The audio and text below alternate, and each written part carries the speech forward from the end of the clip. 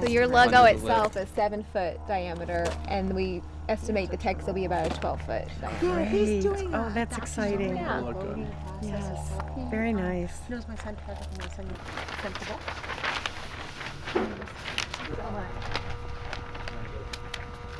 Now, do you guys just donate your time? Yeah. That's what we've been doing. It ultimately is the rural communities that have been hit the hardest, by the last 8 years, and they're the ones that are going to benefit the most by an Obama presidency. So that's what attracted me to this project, is that it gets me out into all corners of the state, to the people that are hurting the most and that are going to benefit the most. Obama has a long record of standing up for rural values, and he's from an agricultural state just like Ohio. So, he ultimately is the right candidate for these communities. Right.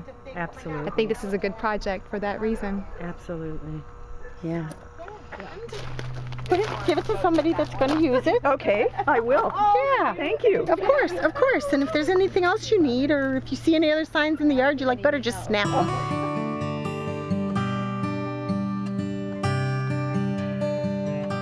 Our farm was originally Alonzo Wright, the black chauffeur of Rockefeller, owned this property before us. So it's two before us, correct.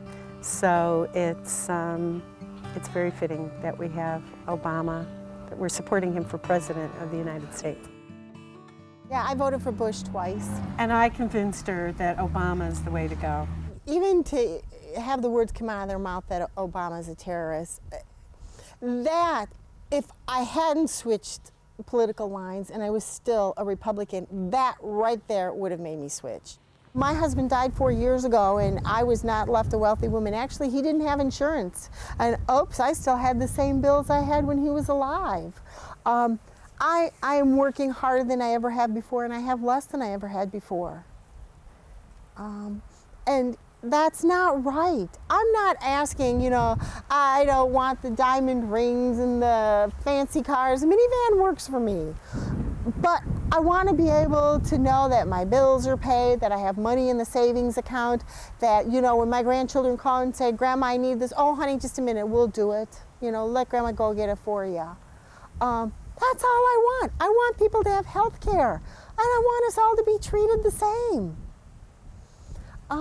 And there has to be a change. It can't go on this way. Because if it does, no one's going to have anything. And then you're going to have a terrible world war. If we are going to be serious about this issue, we've got to have a president who is going to tackle it head on, and that's what I intend to do as president. All right. Because there's not enough vouchers, therefore we shouldn't do it, even though it's working. I got it. Yeah, well, they were talking about a meeting that Barack Obama had with a guy named Joe, who's a plumber.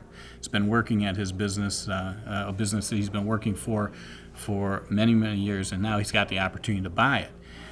If he buys it, he's going to pay a lot more taxes under Senator Obama's plan than he would under Senator McCain, to the point where he wouldn't be able to hire more people. We need jobs.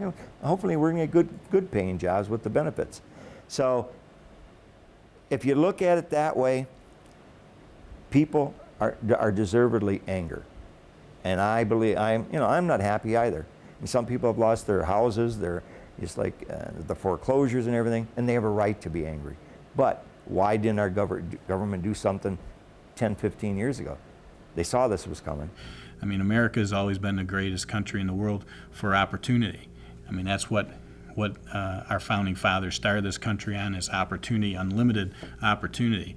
And certainly more and more government impedes those opportunities and impedes people's ability to become successful. And so I thought it was very, very compelling tonight to see, after this third debate, to really see the true Barack Obama more and more coming out, which is bigger and bigger and bigger government, more and more control of our lives. That's exactly the opposite of what we need and what we want and what we desire as Americans. We must make sure that we get the government to know that, hey, this is what the people want and believe, and this is what we must do.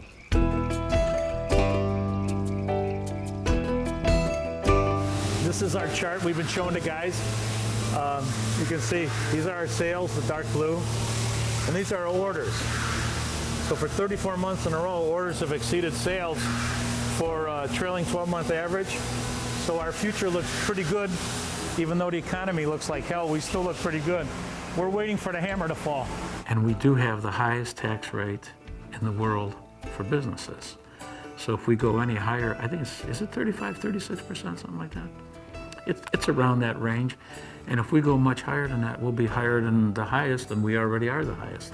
But we make a lot of parts for like aircraft, aerospace, defense. My biggest fear, that all that we've done, you know, that my personal life, that all that I've done to prepare to retire is gone. See, this is bad. They're not even running. Are you familiar with hoists on a helicopter that hold the cable that goes up and down?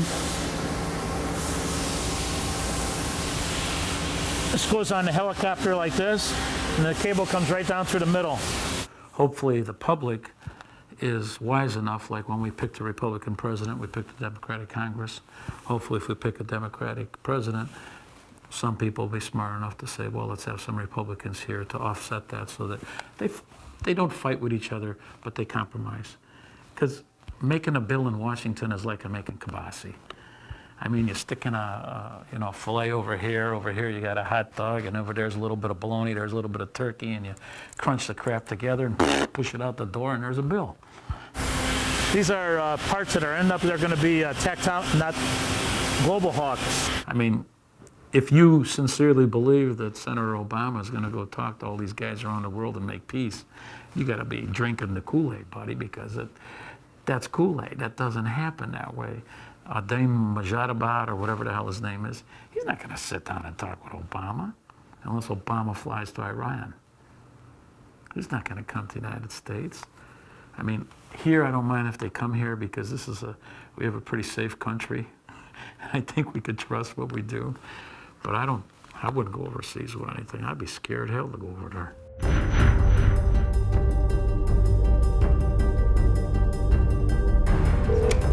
Hi, it's Greg there. My name is Brad Hull, calling on behalf of the John McCain campaign. Who are you planning to vote for this election, if I may ask? He is pro-life. He is for life. Is there any chance you're planning to vote for John McCain? State of Ohio. Exactly. Well, great. Thanks for your time, and I hope you have a great night. All right. Well, we agree to disagree, so, all right. Bye-bye. I think Democrats have done a masterful job at painting all the problems that people perceive about the federal government on the Republican Party. I think that's baseless. I think that is not grounded in fact. But I think the way they've done it almost paints a good lesson for political parties in the future for escaping all liability for your own mistakes and painting it on the other guy.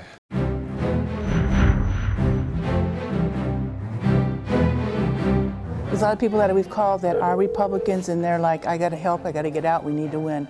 They definitely do not want Obama to be in. They just feel like that'd be totally bad for the country. Do you plan to vote for John McCain and Sarah Palin this November? Okay, well, thank you. All right, bye. No, they're not. Three socialists. They're scared that he would be too far to the left, that the economy would be worse off, that if we got into another conflict, we don't know how he would handle it. So it's scary. It's even scary for me as I'm making these calls. But I feel good in a way that there's other people out there that have, feel the same way I do on some issues. And I did get one guy who said, I'm voting for Obama. And I said, why? You want you to be, he's socialist, it's going to turn out that way? He goes, I don't care, the militia, we'll get the militia after it. Do you plan to vote for John McCain and Sarah Palin this November?